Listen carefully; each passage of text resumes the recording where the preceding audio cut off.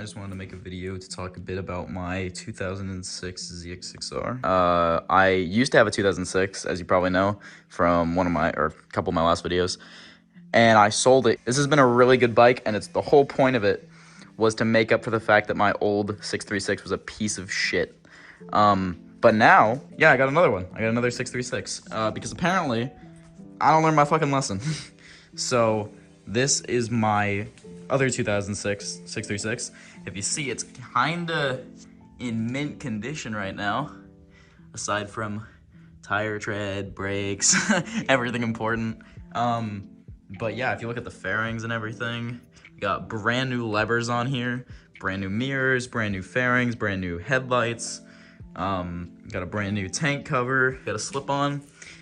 Yeah, the tires have tread. We got new rear sets. Wouldn't call them new, but the other ones were really fucked up.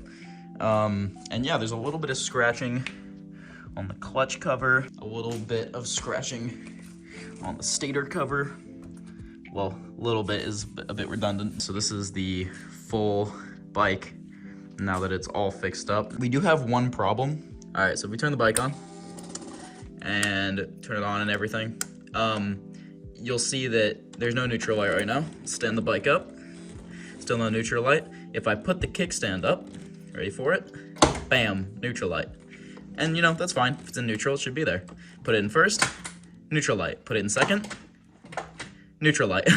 As you can imagine, that's not the best thing. There's basically this little switch down here with a wire. It's called your neutral switch. And if you unplug it, that's usually a diagnosis. If that turns off and never comes back on, that's a diagnosis that your switch is out. And my switch wasn't out.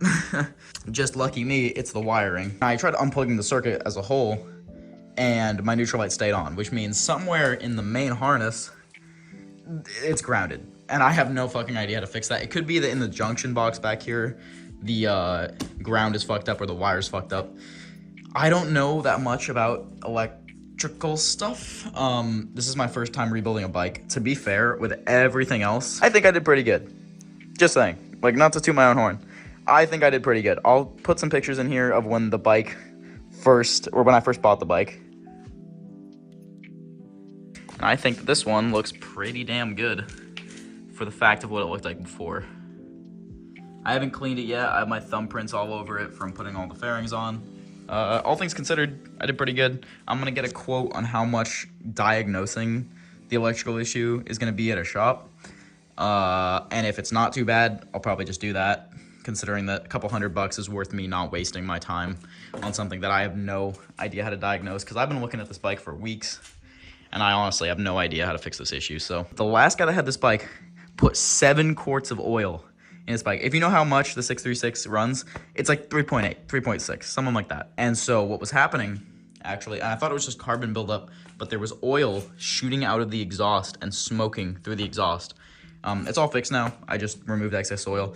It could have been a lot worse. There could have been an engine problem. That's the only other cause of oil shooting out of your exhaust. I was gonna post some stuff about the rebuild, like actually detailing what happened and what I was doing. But every time I worked on this bike, it was outside of my garage. And so there was no reason for me to really pull a camera out every single time. If you guys would like to see a video of me rebuilding another bike, I might actually do one. Thanks for watching. Yeah, if you have any suggestions for a rebuild I should do or a bike that I should look for a rebuild, I might go with a CBR next. I don't know. But I'm really proud of how this turned out, so don't shit on me too hard.